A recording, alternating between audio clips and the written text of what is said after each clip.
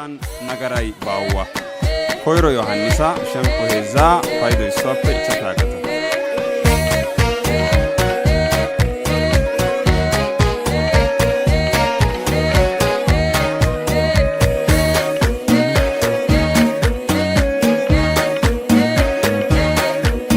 ነገራን ጎሚያ ጎንደር ስዳይሳ አርባ ምንጭ በኢትዮጵያ ደቡብ ክፍል ተራሮች በውበታቸው መስህብና የሐይቆቻቸው ጸጥታ ከሚያስደንቁን መካከል አንዲት ውብ ከተማ ትገኛለች።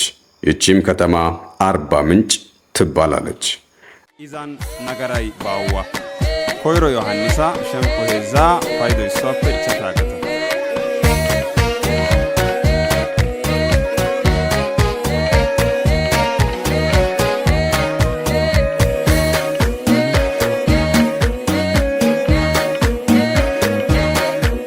ነገራን ጎሚያ ጎንደር ስዳይሳ እንደ ስሟ ትርጉም አርባ ምንጭ በብዙ የውሃ ምንጮች የተከበበች ናት።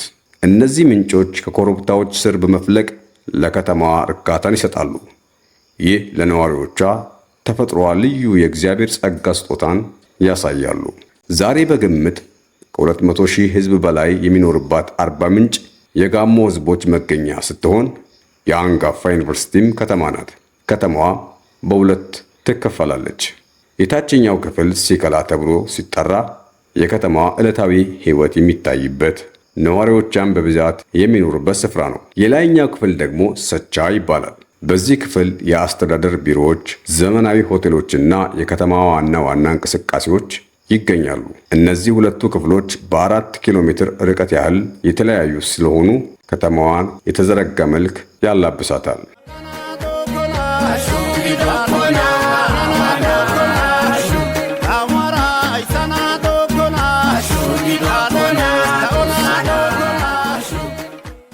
አርባ ምንጭ በተፈጥሮ በረከት የተሞላች ከተማ ናት። በአካባቢዋ ፍራፍሬ በብዛት ይገኛል። ሙዝ፣ ማንጎ፣ ፓፓያ፣ አቮካዶ እንደ አናናስ ያሉ ፍራፍሬዎች በየቀኑ ከዚህ ተሰብስበው ወደ ተለያዩ ከተሞች ይላካሉ። በተጨማሪም ከተማዋ በአሳ ምርቷ ታዋቂ ስትሆን በተለይም በአቅራቢያዋ ሐይቆች የሚገኙ ነጭ አሳዎቿ በጣም ተመራጭ ናቸው። ከተፈጥሯዊ መስህቦቿ መካከል በጣም የሚታወቀው የነጭ ሳር ብሔራዊ ፓርክ ነው። በዚህ ፓርክ ውስጥ የዱር እንስሳትን በቅርበት ማየት ይቻላል። ከፍተኛ ኮረብታዎቹም የሐይቆቹን አስደናቂ እይታ ያጎናጽፋሉ። በከተማዋ ያሉ ሆቴሎችና ሎጆች ደግሞ ጎብኚዎቿን በእንግዳ ተቀባይነት የሚያስተናግዱ ሲሆን ከነዚህም መካከል ታዋቂው በቀለ ሞላ ሆቴልና ዘመናዊው ፓራዳይዝ ሎጅ ናቸው። እነዚህ ቦታዎች ከተማዋን ከፍ ካለ ቦታ በማየት የሚያምር እይታ ይሰጣሉ። ዛሬ አርባ ምንጭ በፍጥነት እያደገች ነው። አዳዲስ መንገዶች እየተሰሩ፣ ዛፎች እየተተከሉ፣ ከተማዋም እየተሻሻለች መጥታለች። በተራሮቿ ላይ ቆመው ወደ ስምጥ ሸለቆ ሲመለከቱ የሚታየው እይታ እጅግ ያስደንቃል። ለአርባ ምንጭ እንዴት እንጸልይ? ኢዛን ነገራይ ባዋ ኮይሮ ዮሐንሳ ሸምቆ ሄዛ ፋይዶ ይስፋፈ ይተታቀተ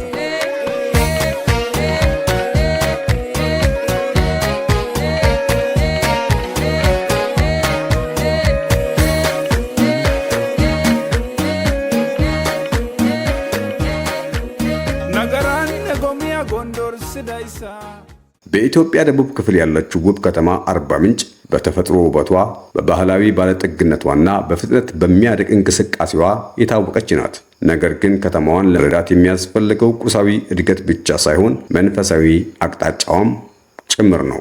ከአዲስ አበባ ወደ አርባ ምንጭ የሚመጡ ወላጆች ከተማዋን በጎበኙበትና በዛም ስፍራ በጸሎት ቆይታቸው ያገኙትን ጥቂት ሐሳብ በማጋራት የምንጸልይበትን አቅጣጫ እናያለን። በአርባ ምንጭና በዙሪያዋ ያሉ የጋሞ አካባቢዎች ማለትም ኦይዳ፣ አማራ፣ ወላይታ፣ ባስኬቶና ሌሎች ብሔረሰቦችንም ጨምሮ በሕዝቡ መካከል ከ50 በመቶ በላይ የሚሆኑ ፕሮቴስታንት ታማኞች ናቸው። በተለይም የመካነ ኢየሱስና የቃለ ሕይወት ቤተክርስቲያን በከተማዋና በገጠር አካባቢ ሰፊ ተጽዕኖ አላቸው። ስለዚህም መልካም ተጽዕኖ እግዚአብሔርን ልናመሰግን ይገባል። ከዚህ በኋላ በቁጥር አነስ ያሉ የኦርቶዶክስ አማኞች ሲሆኑ በታሪክና በባህል ጥልቅ ትስስር ያላቸው እምነቶች ናቸው።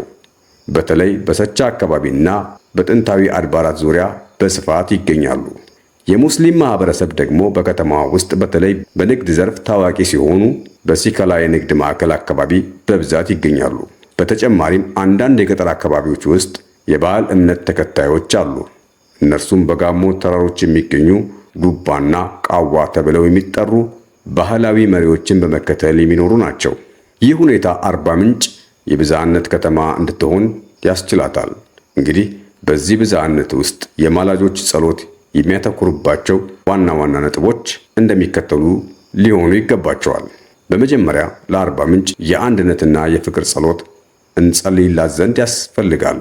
በከተማዋ ውስጥ የተለያዩ እምነቶች ቢኖሩም ሰዎች በንግድና በማህበራዊ ሕይወት ተያይዘው ይኖራሉ። ይህ ተቻችሎ የመኖር እሴት እንዲጸናና ከማንኛውም ግጭት እንዲጠበቁ ጸሎት ያስፈልጋቸዋል። ሌላው ለወጣቱ ትውልድ ጸሎት ያስፈልገዋል። አርባ ምንጭ የዩኒቨርሲቲ ከተማ ስለሆነች በሺዎች የሚቆጠሩ ወጣቶች ከተለያዩ የሀገሪቱ ክፍሎች ይመጣሉ። እነዚህ ወጣቶች ከሱስና ከሞራል ፈተናዎች ተጠብቀው በወንጌል እውነት ተለውጠው መንፈሳዊ ጥንካሬን ይዘው እንዲወጡ ጸሎት ያስፈልጋቸዋል። እንዲሁም ለተፈጥሮ ሀብቷ ጸሎት ያስፈልጋታል።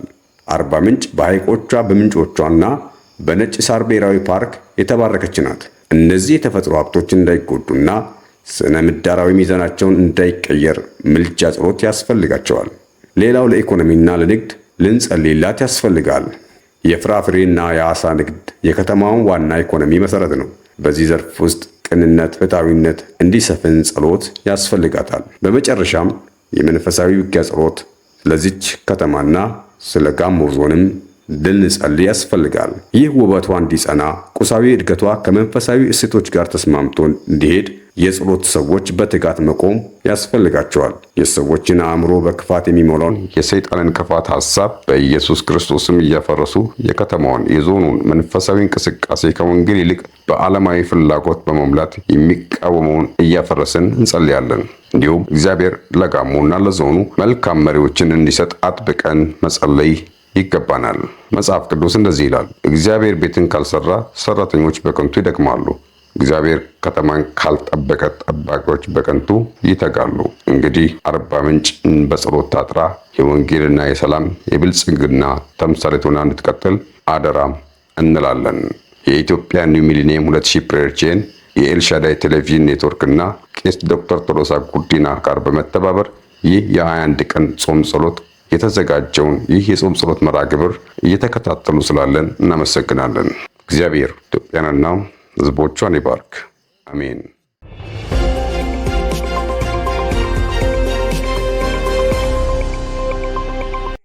ዜና ምልጃ። በአርባ ምንጭ የመጀመሪያው የ21 ቀን የጾም ጸሎት መርሃ ግብር የመጀመሪያው ምዕራፍ በድል ተጠናቀቀ። ለደቡብ ኢትዮጵያ ትንሣኤና ለሀገር ሰላም ታስቦ በአርባ ምንጭ ከተማ የተሰናዳው የ21 ቀን ጾምና ጸሎት መርሃ ግብር የመጀመሪያው ምዕራፍ በታላቅ የእግዚአብሔር ክብር ተጠናቋል። የእግዚአብሔር ጉብኝት በሚል መሪ ቃል እየተካሄደ በሚገኘው በዚህ ጉባኤ ላይ ከመዲናችን አዲስ አበባ የመጡ 16 የሚሆኑ ማላጆች ቡድን ለከተማዋ ሲማልዱ እንዲሁም ብርቱ መንፈሳዊ ተጋድሎ ሲያደርጉ ቆይተዋል። ማላጭ አገልጋዮች ከየካቲት 19 እስከ የካቲት 28 2018 ዓ.ም በነበራቸው ቆይታ መንፈሳዊ ውጊያ ትምህርቶችን ትኩረት አድርገው ስልጠናቸውን በመውሰድ ለአርባ ምንጭ ከተማና ለ12ቱም ዞኖች እንዲሁም ለደቡብ ኢትዮጵያ ምድር በጽኑ ሲማልዱ ሰንብተዋል። እሁድ የካቲት 29 አገልግሎታቸውን በድል አጠናቀው ለተደረገላቸው አቀባበል አመስግነው እግዚአብሔርን ባርከው በሰላም ወደ መጡበት ተመልሰዋል። በሉ እስኪ አሁንም ዝለቁ በሉ እስኪ ያልተወረሱትን ውረሱ በሉ እስኪ ያረገጣችሁበትን እርገጡ በሉ እስኪ። የጌታ ጸጋ ከእናንተ ጋር ይሁን። አሁን የመጣችሁ እስኪ እጃችሁን ታወጣላችሁ። ዛሬ የመጣችሁ ደግሞ ለቀጣይ ተልእኮ እነሱን ደግሞ እንኳን ደህና መጣችሁ በሉ እስኪ።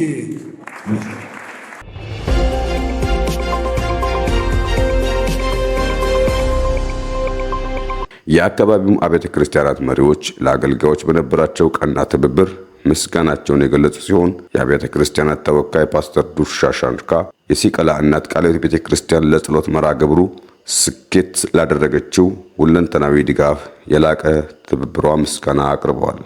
ለቀጣይም ይህ መንፈሳዊ ዘመቻ እንደሚቀጥል በማሳሰብ ሁለተኛው ዙር በሲቀላ ሙሉ ወንጌል አማኞች ቤተክርስቲያን ከየካቲት 30 እስከ መጋቢት 6 2018 ዓ.ም ድረስ ያለውን የጾምና ጸሎት መርሃ ግብር በመክፈት ቀጥሏል። ይወጡና ስለነሱ ደግሞ እንጸልያለን። የመጡትንም እንቀበላቸዋለን። የሄዱትን ደግሞ አመስግነናቸው ባርከናቸው ለቀጣይ ደግሞ ለአገልግሎታቸው ደግሞ ሸክም አዲስ ራእይ እግዚአብሔር እንዲሰጣቸው እንግዲህ እነሱ የተሸከሙትን ራእይ አገራዊ ራእይ ነው የተሸከሙት።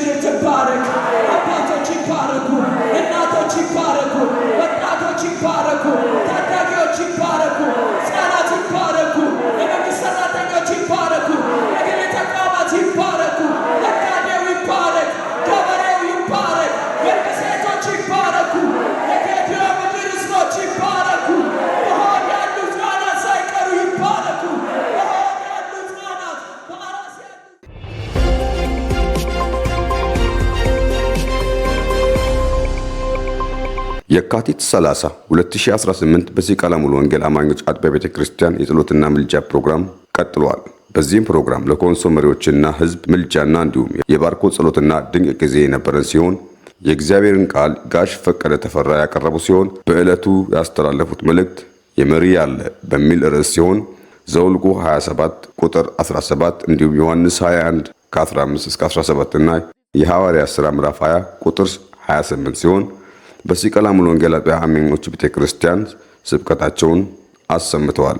እንደዚሁም በመቀጠል መሪ ጥቅሳቸውን ሁለተኛ ቆሮንቶስ ምዕራፍ 11 ቁጥር 22ን ርዕሳቸውን ለቤተክርስቲያን ያለን ግዴታ በሚል ርዕስ የሰበኩ ሲሆን ዛሬም እኛም ቅዱሳን ለቤተክርስቲያን ያለንን የየትኛውን ቤተክርስቲያን ጉለት በስማ በለው የምንሰማው ሳይሆን የአካሉ ክፍል ስለሆነን እንደ ማላጅ አንዱ ለሌላው በያገባኛል መንፈስ መጠበቅ ይገባዋል። ልክ ነህምያ መሳለቂያ እንዳንሆን ኑ የእግዚአብሔርን ሥራ እንስራ እንዳለው ዛሬም የማንኛችንን ቤተ እምነት ክፍተት ግድ ሊለን ይገባል በማለት አጥብቀው ከእግዚአብሔር ቃል ምክርን አቅርበዋል። አካሉ ክፍል አደረገው፣ የአካሉ አካል አደረገው። ስለዚህ የአካሉ ክፍል ስለሆነ የአካሉ አካል ስለሆነ ግድ ይለዋል። ይሰማችሁኝ አይመስለኝ? ሰምታችሁኛል? በቃ ሰሙኛላችሁ። ማንም በጌታችን በኢየሱስ ክርስቶስ የወንጌል እውነት የዳነ ሁሉ መንፈስ ቅዱስ የሚያደርገው ነገር ምን ማድረግ ነው? ምንድነው የሚያደርገው? በአካል ውስጥ ነው የሚጨምረው። የክትትል ትምህርት እስከምንማር ድረስ አይጠብቅም። የደቀ መዝሙርነት ትምህርት እስከምንማር ድረስ አይጠብቅም። የመታደስ ትምህርት እስከምንመጣ ድረስ አይጠብቅም። መንፈስ ቅዱስ የሚያደርገው ነገር ቢኖር በእውነት ድነት ያገኘ ሰው በአካል ውስጥ ነው የሚጨምረው። እርሱ የአካሉ ክፍል ነው፣ የአካሉ ብልት ነው። እጅ ሊሆን ይችላል፣ እግር ሊሆን ይችላል፣ አፍንጫ ሊሆን ይችላል፣ ልብ ሊሆን ይችላል። ነገር ግን የብልት የአካሉ ክፍል ነው። ግድ ይለኛል። ለምን? የአካሉ ክፍል ነኝ። ሃሌሉያ። ይመለከተኛል፣ ያገባኛል የቤተ ክርስቲያን ጉዳይ። ለምን? የአካሉ ክፍል ነኝ። ቤተ ክርስቲያን ስትደክም ዝም አልልም፣ የአካሉ ክፍል ነኝ። ቤተ ክርስቲያን ባልተፈለገ መንገድ ስትሄድ ዝም አልልም። ለምን? ብልት ነኝ። እኔ ብልት ነኝ። እግዚአብሔር ያብራልን። በህብረት የምንሰራው ስራ ነው ዛሬ እየሰራችሁት ያላችሁ ስራ ማለት ነው። ከተለያየ ወንጌላውያን አብያተ ክርስቲያናት መጣችሁ በእግዚአብሔር ፊት ስለዚች ከተማ፣ ስለዚች ምድር፣ ስለነዚህ ዞኖች በደቡብ ስለሚገኙ አካላት ምትቃትቱት አጥቢያችሁን አልፋችሁ ዲኖሚኔሽናችሁን አልፋችሁ ያገባኛል። ለምን ያገባችኋል? የአካሉ ክፍል ስለሆናችሁ ማለት ይቆረጥ። ያገባኛል፣ ስለ ሙሉ ወንጌል ያገባኛል፣ ስለ ቃለ ሕይወት ያገባኛል፣ ስለ መካነ ኢየሱስ ያገባኛል፣ ስለ መተክሶስ ያገባኛል። የአካሉ ክፍል ነኝ ብላችሁ ነው የምትቃትቱት። እንደሱ ነው የሚመስለኝ እኔ፣ እንደሱ ነው የምትቃትቱት። ያገባኛል። እዛ የተበላሸው ነገር ሁሉ የኔም መበላሸት ነው። እዛ ያለው ጥንካሬ ሁሉ የኔ ጥንካሬ ነው። ያገባኛል። ለምን?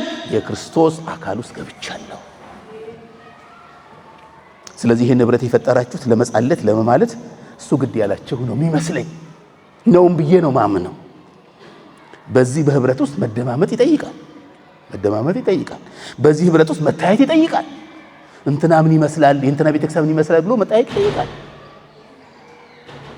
ትላልቅ አጀንዳዎች አለባችሁ እኮ እናንተ ሰዎች ለቤተ ክርስቲያን። ይሄን የምታዩት ስትታዩ ነው። ቃለ ሕይወት ምን ትመስላለች፣ ሙሉ ወንጌል ምን ትመስላለች፣ መካነ ኢየሱስ ምን ትመስላለች ይገባኛል። ልክ ነው። የመታደስ ትምህርት ተምራችሁ የመካነ ኢየሱስ አባል አልሆናችሁም፣ ግን ግድ ይላችኋል።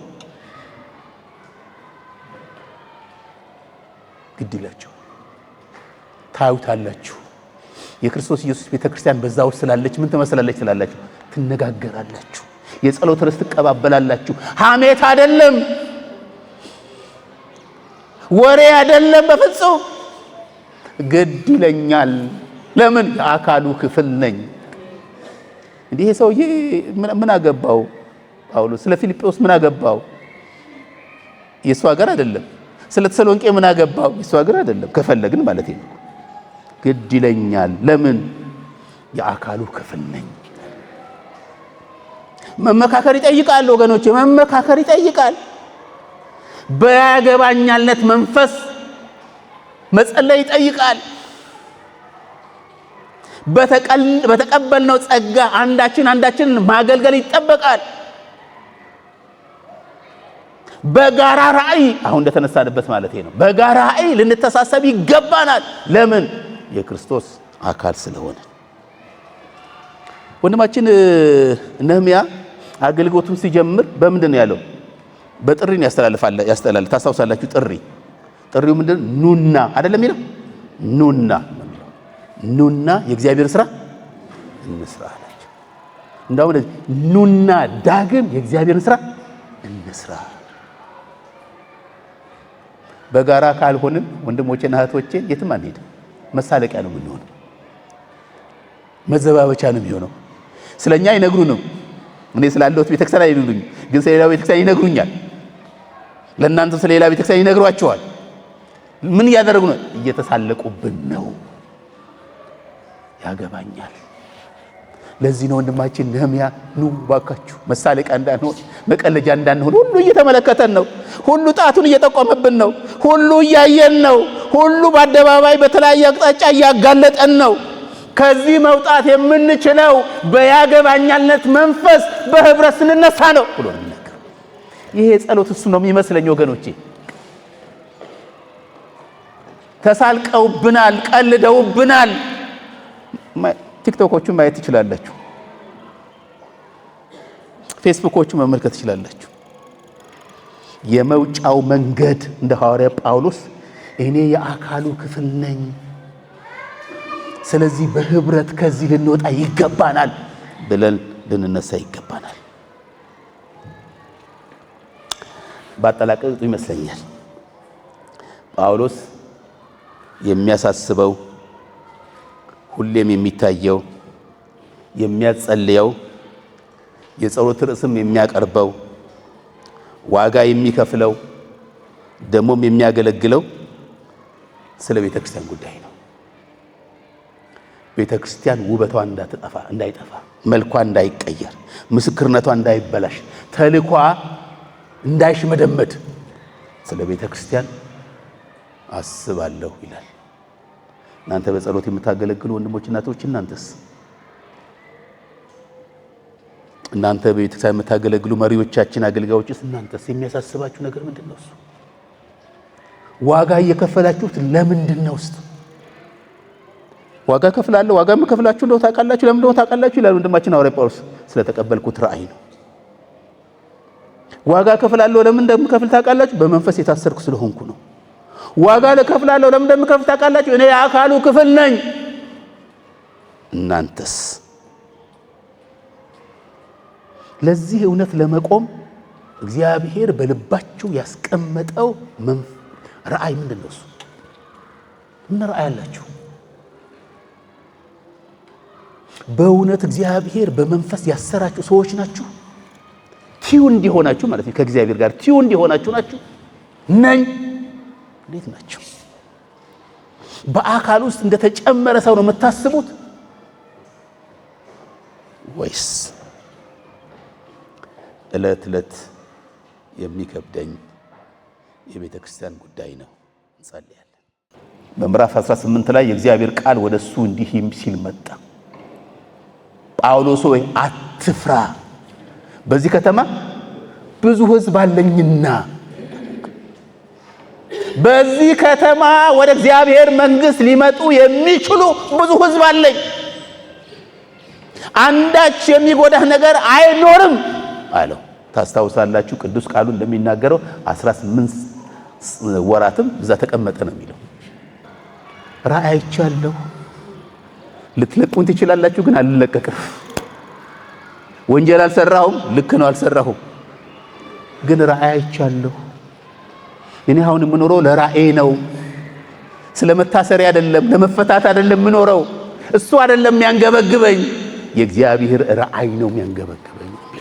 እንዲሁም ነገር ግን የሌለበት ጉዞ በሚል ርዕስ መምህር አበበ አብዲሳ በሲቀላ ሙሉ ወንጌል ቤተክርስቲያን መልእክታቸውን ያቀረቡ ሲሆን እንዲሁም ነገር ግን የሌለበት ጉዞ በሚል ርዕስ የመጽሐፍ ቅዱስ ክፍላቸውን ዘጸአት ምዕራፍ 10 ቁጥር 24 እስከ 29 ያደረጉት በሲቀላ ሙሉ ወንጌል የፈርዖንን መንፈስ አሰራር በመጥቀስ ፈርዖን መንፈስ አሰራር አንደኛ መለየት የሌለበት አምልኮ እንድናደርግ፣ ሁለተኛ ዋጋ የማይጠይቅ እምነት እንድናራምድ የሚጠይቅ ነው ሲሉ በስተመጨረሻም ትውልድ ለድርድር የሚያቀርብ መንፈስ ነው፣ ስለዚህም ልንነቃበት ይገባል ሲሉ በትምህርታቸው አጽንኦት ሰጥተዋል።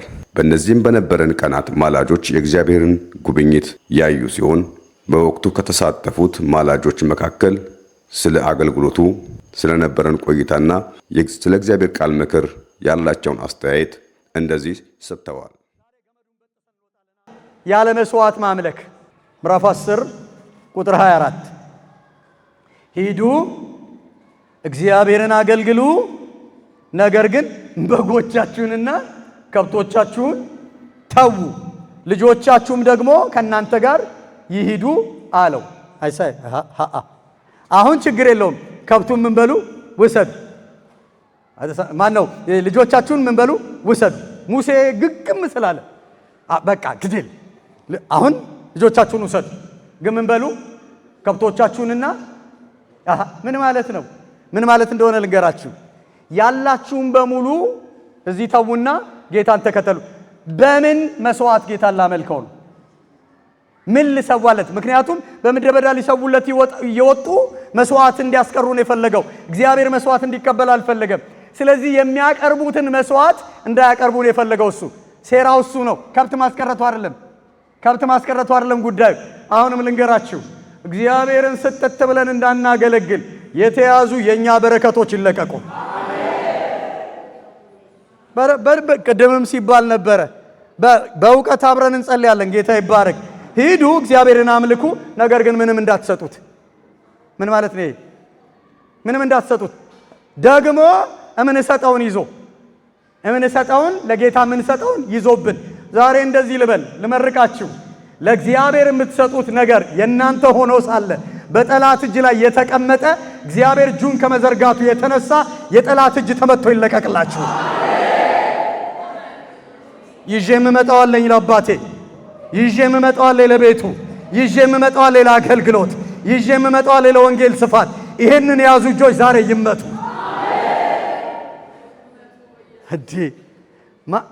ለማገልገል ሙሉ ጊዜ ለመስጠት በፊት የምንቸገርበት አንደኛው ምክንያት ምን እበላለሁ የሚያስብል ሀብታችሁንና ንብረታችሁ ይቅር እግዚአብሔርን ሂዱና ያለ መስዋዕት ተከተሉ የሚል ርካሽ አምልኮን የሚያበረታታ በቃ እንመጣለን፣ በቃ ቤቱ ምስኪን እንዲሆን የሚያረግ ለእግዚአብሔር የሚገባው ግብዣ ለእግዚአብሔር የሚገባው ድግስ እግዚአብሔር እንዳይቀበል እጥረትን በእኛ መካከል የሚያደርግ ይሄ የፈርዖን አሰራር ዛሬ ረግመዋለን የተረገመ ይሁን።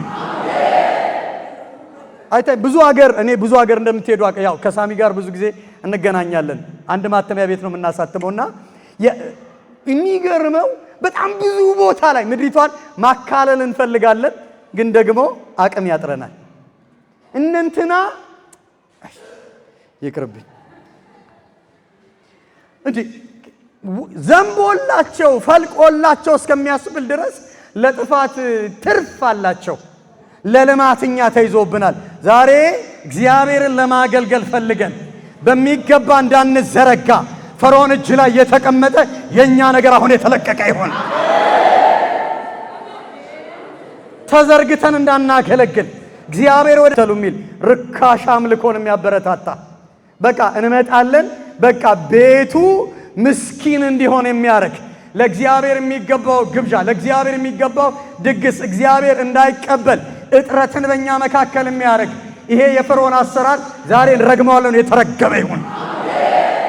ልማትኛ ተይዞብናል። ዛሬ እግዚአብሔርን ለማገልገል ፈልገን በሚገባ እንዳንዘረጋ ፈርዖን እጅ ላይ የተቀመጠ የኛ ነገር አሁን የተለቀቀ ይሁን። ስሜ አባይነሽ አንጃ እባላለሁ።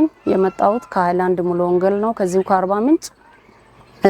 ሰሞኑን በዚህ ሳምንት ውስጥ በማላጆች እግዚአብሔር ወደኛ ከተማ መጥቶ በሰራው ስራ ላይ በጣም ተደንቄያለሁ። በጣም ደስ ብሎኛል። ስለ ፈርዖን መንፈስ ወንድማችን በሚያስተምረው ላይ በዛ በጣም በፈርዖን መንፈስ መፈታት እንዳለባት እቺ ከተማ ህዝቡ መፈታት እንዳለበት ከፈርዖን መንፈስ ነፃ መውጣት እንዳለበት ህዝቡ ነፃ ሲወጣ ብዙ ነገር በዚህ ከተማ ላይ ነፃ እንደወጣ ብዙ ነገር ነፃ እንደወጣ አምናለሁ። ብዙ ደግሞ ነፃም ወጥቷል። በጣም ደስ ብሎኛል። በጣም ደስ ብሎኛል። እግዚአብሔር ይባረክ። የፈርዖን መንፈስ ማለት የፈርዖን መንፈስ ህዝቡን ከህዝቡ ውስጥ ህዝቡን ሲያለያይ ነበር። የህዝቡን ደግሞ ህዝቡ ሲታሰር በረከቱ ይታሰራል። ህዝቡ ሲታሰር ለህዝቡ ያለው ነገር ሁሉ ብዙ ነገር ይታሰራል። ህዝቡ ከሴቱ ጋር እግዚአብሔር ያሰበው ነገር አለ፣ ከወንዱ ጋር ሊሰራ የወሰነው ነገር አለ። ያ እግዚአብሔር በህዝቡ ላይ ሊሰራ የወሰነው ነገር ሁሉ ህዝቡ ሲታሰር ከህዝቡ ጋር ይታሰር ነበር። ህዝቡ ሲወጣም ደግሞ ፈርዖን ህዝቡን ስለቅ ሲፈቅድ ወንዶች ብቻ ይውጡ ሴቶችና ህፃናት ይቅሩ ይል ነበር። ህዝቡን ከህዝቡ አከፋፍሎ ለራሱ መስዋዕት ቀሪውን ለራሱ መስዋዕት ሊያስቀር ይፈልግ ነበር። እግዚአብሔር ግን ሙሉን ህዝቡን ለማስለቀቅ ይፈልግ ነበርና ፈርዖንን አስጠነቀቀው። ህዝቡንም ከፈርዖን እጅ አስጣለው። ህዝቡ ወጣ። እግዚአብሔር ለህዝቡ ክንውንን ሰጠ። ስለዚህ እንደዛው እግዚአብሔር ለዚች ከተማ ለአርባ ምንጭ ለደቡብ ኢትዮጵያ በእነዚህ አማላጆች አማካይነት እግዚአብሔር ክንውንን ሰጥቷል፣ መፈታትን ሰጥቷል። እግዚአብሔር ከዚህ በኋላ ለዚች ምድር ሰላም እንደሚያመጣ ለ12ቱ ዞኖች እግዚአብሔር ሰላምን እንደሚያመጣ አምናለሁኝ። በእግዚአብሔር ተደስቼበታለሁኝ። በማላጆችም ደግሞ ማላጆችን እግዚአብሔር ይባርካቸው። እግዚአብሔር ስራቸውን ሁሉ እንዲሁ በስኬት ይጨርስላቸው። አመሰግናለሁ። ስሜ አበበች ጋንታ ይባላለሁ። የመጣሁት ከሃይላንድ መካነ ኢየሱስ ነው። ይሄ ፕሮግራም ከተጀመረበት ጊዜ ጀምሮ እግዚአብሔር ድንቅን ነገር አድርጓል። ለኛ ጌታ ኢየሱስ ወደ ከተማችን መጥቷል፣ ወደ ህይወቴ መጥቷል። እግዚአብሔርን በጣም አድርጌ አመሰግናለሁ። እግዚአብሔር መጥቷል ወደ ከተማችን። በጣም ተጠቅመናል፣ በጣም ተባርከናል። የእግዚአብሔርን እጅ አይተናል። እንዲህ አይነት ትውልድ ለእግዚአብሔር እንዳለም አየን። ይሄን እግዚአብሔር ወደኛ ሲያመጣ እነዚህን ማላጆችን እግዚአብሔር ወደኛ ሲያመጣ እኛን ሊሰራ የኛን ክፍተት እግዚአብሔር ሊጠግን ወደኛ መጥቷል። ተጠቅመናል፣ ተባርከናል። የእግዚአብሔርን እጅ አይተናል። ወደ ከተማችን መጥቷል። ወደ ከተማችን ወደ ሀገራችን አርባ ምንጭ ከተማ ኢየሱስ ክርስቶስ ተራምዶ መጥቷል። እግዚአብሔርን ከነፍሴ ይባርካለሁ፣ አመሰግናለሁ የሚለው ነገር ስለሌለኝ ስሙ ለዘላለም ይባረክ። እግዚአብሔር እየተናገረን ነበር። የመሪ አለ እኛ ምን መሆን እንዳለብን ምን ማድረግ እንዳለብን እግዚአብሔር የመሪህ አለ። ምንድነው ማድረግ ያለብን? መሪዎች ምን እያደረጉ ናቸው? እኛ ምን እያደረገን እንዳለ እግዚአብሔር እየተናገረን ነበር፣ እያስተማረን ነበር።